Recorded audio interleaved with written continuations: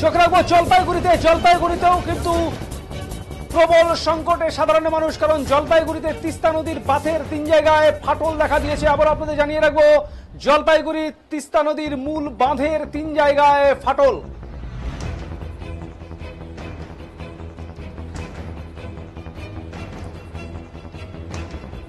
আর এ কারণে জল ঢুকতে শুরু করেছে লোকালয়ে। উদ্বিগ্ন তিস্তা পাড়ের বাসিন্দারা।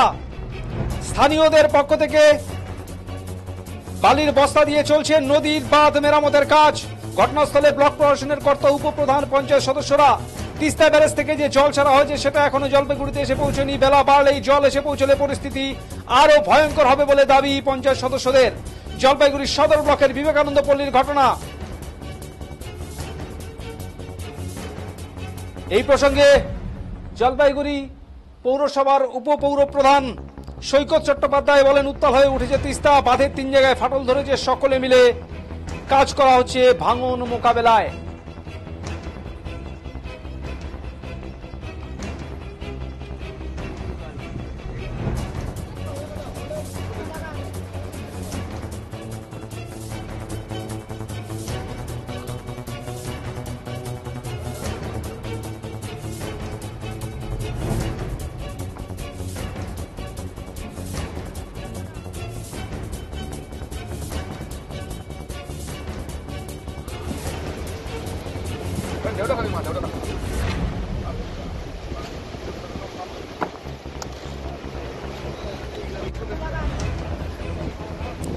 দেখছেন সেই ছবি জলপাইগুড়িতেও কিন্তু ভয়াবহ সংকটের মুখোমুখি জলপাইগুড়ির বাসিন্দারা।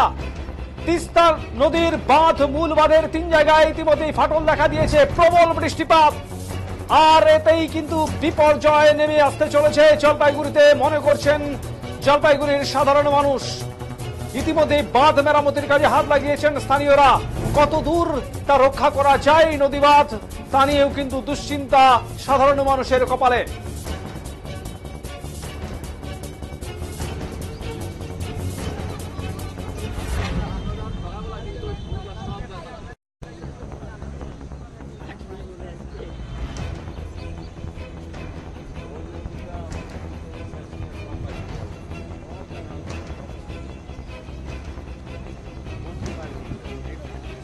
এই মুহূর্তে জলপাইগুড়ি থেকে রয়েছেন আমাদের প্রতিনিধি ধীমান রায়।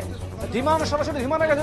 ধীমান, বর্তমানে কি পরিস্থিতি? গোটা উত্তরবঙ্গ বিপর্যস্ত, প্রবল বৃষ্টিপাতে জলমগ্নতা, নদীর বাঁধ ভাঙা থেকে শুরু করে বানভাসী মানুষের আর্তনাদ ইতিমধ্যেই শুরু হয়েছে উত্তরবঙ্গ জুড়ে। জলপাইগুড়িতে বাঁধ ভেঙেছে, তিস্তা নদীর মূল বাঁধের 3টি জায়গায় ফাটল দেখা দিয়েছে।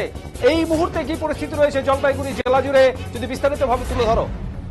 তোমাকে প্রথমে জানিয়ে রাখবো, জলপাইগুড়ির তিস্তা ব্রিজ সংলগ্ন এলাকার বালাপাড়া যে আছে, সেই বালাপাড়ায় কিন্তু 3টি জায়গায় জলপাইগুড়ি তিস্তা নদীর যে বাঁধের ফাটল, সেই ফাটল কিন্তু লক্ষ্য করা গেছে। তবে ইতিমধ্যে কিন্তু জেলা প্রশাসন তৎপর রয়েছে। জলপাইগুড়ি পুরসভার ভাইস চেয়ারম্যান এবং যেই জিপি এলাকা রয়েছে খড়িয়া গ্রাম পঞ্চায়েত, সেই এলাকারও কিন্তু প্রধান উপপ্রধানরা পরিদর্শন করছেন এবং কিছুক্ষণের মধ্যে কিন্তু জলপাইগুড়ি সদর বিডিও কিন্তু এই এলাকায় পরিদর্শন করবেন। এবং তোমাকে আরেকটা বিষয় যেটা জানিয়ে রাখবো, যে ইতিমধ্যে কিন্তু যে এলাকার মানুষের যে বাঁধ ভাঙার যে মানে প্রবণতা, সেই প্রবণতাকে লক্ষ্য করে কিন্তু যে বালির বস্তা দিয়ে বাঁধ সারাই করার যে একটা মেরামতি, সেই মেরামতি কিন্তু লক্ষ্য করা যাচ্ছে। সব মিলিয়ে কিন্তু ডুয়ার্সেরও যে নদীগুলি রয়েছে, সেই নদীগুলি কিন্তু তিস্তার পাশাপাশি ফুলে ফেটে উঠেছে। জেলা প্রশাসন কিন্তু তৎপর রয়েছে। তবে এমনটাই কিন্তু ছবি জলপাইগুড়ির তিস্তা নদীর। অমিত দা, অনেক ধন্যবাদ, অনেক ধন্যবাদ ধীমান তোমাকে। ধীমান রায় জলপাইগুড়ি থেকে আমাদের প্রতিনিধি বিস্তারিতভাবে তুলে ধরলেন পরিস্থিতি, অর্থাৎ ঘোরালো পরিস্থিতি গোটা উত্তরবঙ্গের পাশাপাশি জলপাইগুড়ি জেলাতেও বৃষ্টিপাত বাড়লে কিন্তু সমস্যা প্রবল আকার নেবে জলপাইগুড়ি জেলাতেও, এটাই কিন্তু জানা যাচ্ছে। অর্থাৎ উত্তরবঙ্গ জুড়ে বর্ষণ বিপর্যয়।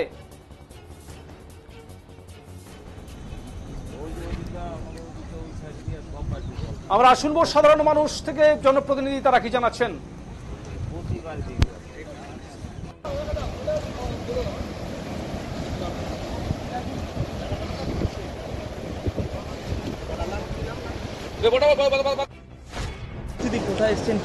আমরা এই মুহূর্তে জলপাইগুড়ি জেলার যে সবচেয়ে বড় তিস্তার যে বাঁধ, বিবেকানন্দ পল্লী হয়ে সুকান্ত নগর হয়ে যে গেছে, সেই বাঁধের উপর দাঁড়িয়ে রয়েছি।